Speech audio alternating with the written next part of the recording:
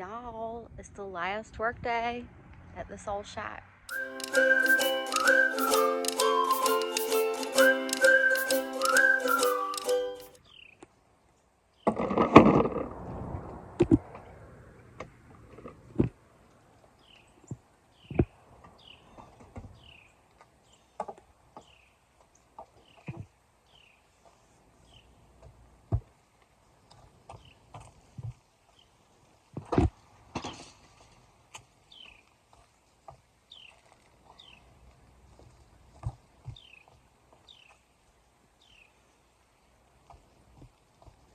Y'all, this is what a debt-free house looks like.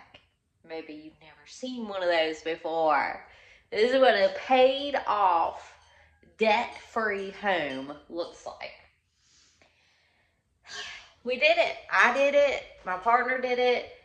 I've been on this journey before I was with my partner, and I went on this journey with him afterwards. I love my house. I love my quarter acre. John cleared a quarter acre of land. I built a chicken coop.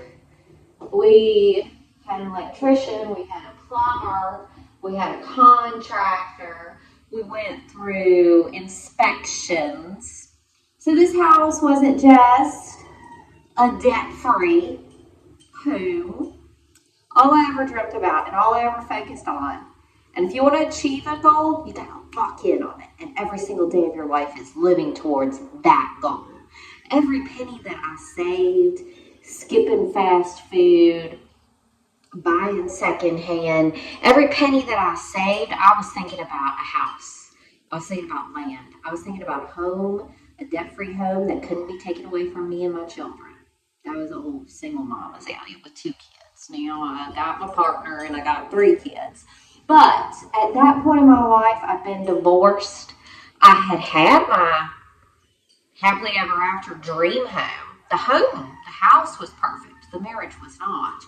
But I was in that perfect neighborhood. I was in that perfect community. I was in a place that was beautiful and felt right and loved my house perfectly. And that was built on mortgages and this, that, and the other. And that was all foreclosed on. And that was gone. So I rebuilt everything with me and my little kids. As soon as I lost that house, I knew my only goal was to buy something that couldn't be taken away for me and my little kids to live in. It could have been a bus. It could have been a yurt. It could have been a little piece of land with a earth ship on it. It could have been anything. But I started looking at all of the cheapest houses that came on the market. Now, I looked at a lot, and this one came on the market, and it was $20,000, and it had a sign on the door that said it was deemed uninhabitable by the county. It was uninhabitable. And I walked around and I could see why it was uninhabitable, but I didn't see any of those things as being a problem with the structure of the house. I didn't see any of those things as being a problem with the future of the house. She had good bones, as they say. And she did, she really did. We fixed her up. We bought her for cash. It was listed $25,000. We paid $20,000. Now at that point I got my partner, John, partner in life, partner in love, and so he paid half. So I had saved up money, and he has a good job in savings and retirement and all that. He's a little more traditional than I am, and so we went in halfsies, and we didn't know what we were doing, but we learned, and we did this house debt free, and we had a baby. And my children are getting older, my big children, and this is a beautiful little place, but it's not for me a community, a neighborhood. The house, is it really big enough? We were going to have 3 kids in one room at the ages of 1, 12, and 10. 1 girl, 2 boys. And just, there's not the neighborhood and the community here. Y'all, this wasn't the somewhere over the rainbow. The debt-free house, yes, somewhere over the rainbow. That was the dream. We did it, and we learned everything. We learned everything. But then we found a second fixer-upper, the fancy fixer-upper. And if y'all watch the channel, y'all been watching me over there. And it's the community, it's the neighborhood, it's the beauty, it's the home, it's the yard that works, it's the schools, it's the adjacency to amenities, it's the vibe, it's the dream house, it's the space inside of the house, I can stay there. I'm back where I was a long time ago, but without that giant debt and bad relationship. So we have moved on, but that means that we have a debt-free house to sell. So all that money can roll over into the house. It's not 100% debt-free. Y'all, a lot of y'all watch Coffee with Kate. A lot of y'all, that's how y'all found my channel, is Coffee with Kate. And I watch Coffee with Kate religiously, or whatever she calls her channel. She switches around. But, you know, she talks so much about how much she loves her house and her little mountain town. And I feel like one time she was talking and she was like, you know, when we leave, when we come back, when I feel myself like turning into our neighborhood, I just feel my body relax. She's happy to be where she is. And they have a mortgage for that house. And she's working on paying off that mortgage. She's going to work real hard this year on paying down that mortgage. And so I just kind of did things a little bit opposite. I worked really hard to get this house and save up to do a house debt-free. And that was actually paying off the mortgage for the next house. You see what I mean? So we're not going to have a huge mortgage. We're going to have a small mortgage. And it's small. And we've already done the work of paying off that mortgage by doing this house. Y'all see what I mean? Anyway, this is my house like Kate has her house and her neighborhood and her beautiful little mountain town she loves. This is what the fancy fixer-upper is for me. This is a place where I can go and I can live till I die. I love it. I told John, I said, I'm not moving again unless we are like leveling up to a mansion in the perfect location with all the historic charm and land. Like, I'm not leaving this house unless it is for like some holy grail. And so, yeah, that's just some thoughts on debt-free. That's thoughts on my journey. And I have swore up and down by debt-free, but sometimes to make the magical leap, don't bury yourself in debt, God knows. Don't do anything that's going to put you in a foreclosure situation. Don't do anything where you are certainly 110% chained to a job you hate. Like, keep it small, but if you can make a jump to your magical location, sometimes you can make that jump. And my kids will only be kids once.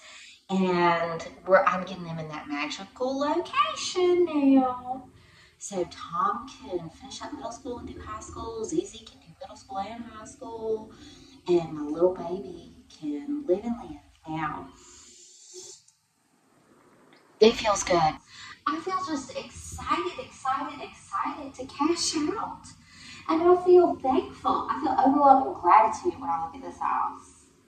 I don't even feel pride. I feel overwhelming gratitude when I look at this house. Because my confidence and my perseverance got me where I needed to be. And even if you're working hard and smart, life can still throw you down a flight of stairs. Like, literally, you can cross the street and get hit by a bus. Like, I just have gratitude. You could fall down with cancer tomorrow. Like, I worked hard, I worked smart, I aligned myself with the proper people, but ultimately it's gratitude. There wasn't a disaster. I got through the birth of Huckleberry by the skin of my teeth. It was hard birthing that one. I about bled to death. It happened. And we have a solid investment. Now I'm going to clean her up so that she does well on market. Fingers crossed. So this is like as-is property. This house is still a fixer-upper. Notice there's no trim around this ceiling. So it just is what it is. Now, we got a good real estate agent now. And he was like, that first impression when you walk in, if they have a good feeling, then they're kind of going to be looking for what's right about things from that point off. They walk in and they have a bad feeling, it's going to be hard to win them back over. So he talked to us about making the entrance nice. And then he went through each room and he was like, let's only fix things that like stand out as like a problem that they would bring up in conversation about the property. So one thing, y'all know my kid's bedroom, this was actually just plywood and a hole to the outside world when we first bought the house. But we had siding put up and drywall and insulation, but there was still a little crack. And you could see light through this little crack, but it was through the like white siding that's shining through it. Well, it's not actually open to the outside. But he was like, someone's going to see that and they'll be like, are bugs going to get in? Is water going to get in? Is this open to the outside? What's going on? And so he said, do you have any of that green paint left? I was like, yeah. He's like, maybe you need to, let's just fill in this crack and put green paint over it just so it doesn't stand out as a what's going on here problem. So I filled it with hole filler, you know, that spray foam stuff. And now I'm going to go back and I'm going to smooth it over with caulk. And then I'm going to put the green paint on it, smooth that out. This spray foam stuff, it'll kind of poof out some, but you can just take a knife and kind of make it flat the way you need it to be. I love this tool, by the way. It's like a Leatherman. John found it somewhere like at a river or something long ago, but I've adopted it into my toolkit as one of my favorite tools. So I'm just going to smooth this out. Make it flat. I love this hole filler stuff. It's good for making your house warm and insulated and stopping drafts, filling cracks. I use it. John doesn't like it, but I love it. I love it. Just kind of fill this in. It looks crazy, but it'll look less crazy once I get the green paint on top of it to blend it in.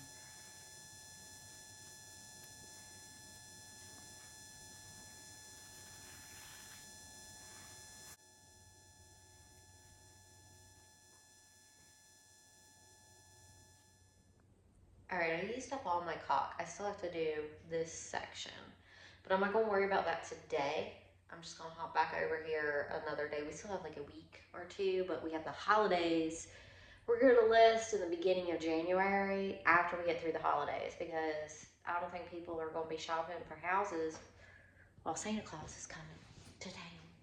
Okay, so now I'm just going to do a final mop on this floor, and I'll finish the crack next time. Oh my God, this is so frustrating. This is so frustrating. This is so frustrating. John turned off the water over here so like the pipes wouldn't freeze and stuff. And I don't know how to turn it back on. And this is like, he hasn't answered the phone and I'm just like, this is supposed to be it. Like my last work day here. And I just need to mop the floors and polish the floors. Y'all know what? I'm about to kick it old school. We got a rain barrel out here that I got for John's 39th birthday, right as Huckleberry was being born. It was a present for John. This house has some good vibes coming for whoever is here next. Lots of really good vibes for them.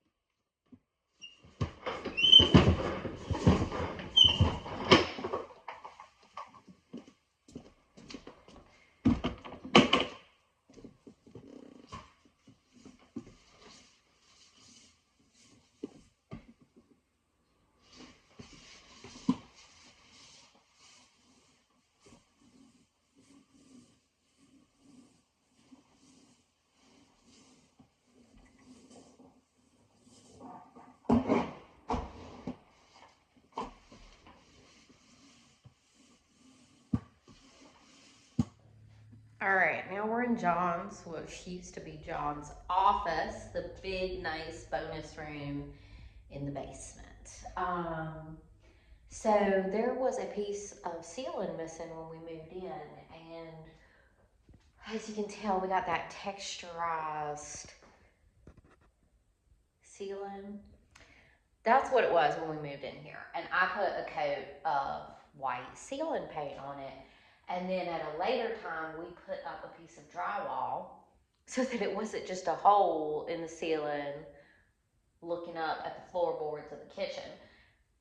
So the real estate agent, he was like, you know what, that just sticks out like a sore thumb. Just paint it white like the rest of the ceiling. And I said, that makes sense to me. So here we go.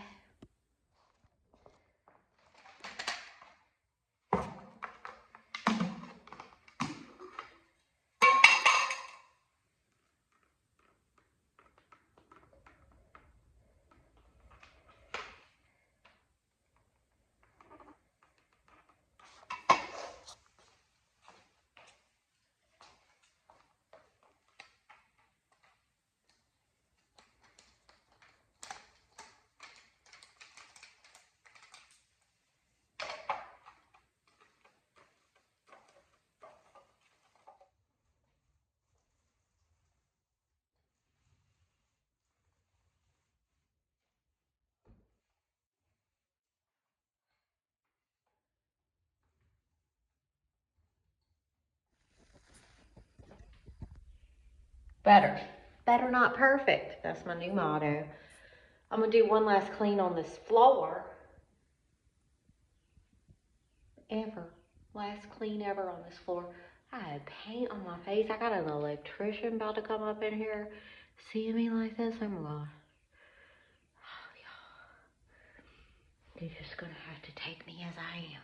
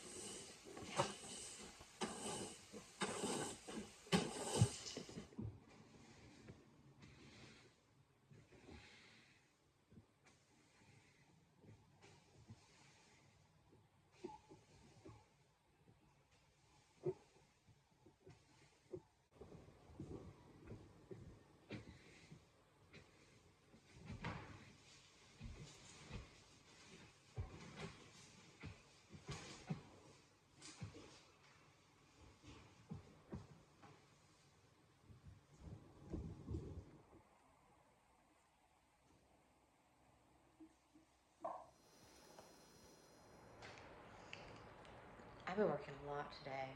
I'm over here at this house much later than I thought I was gonna be. But this place is clean. This place is looking cute. I'm tired. The electrician came and fixed what needed to be fixed in the basement to get us illuminated. That didn't run us but $100. It could have been so much worse, y'all. So thankful for good people in my life, like my electrician. I'm tired. I'm gonna go eat and take over watching Baby Huckleberry. Bye, y'all.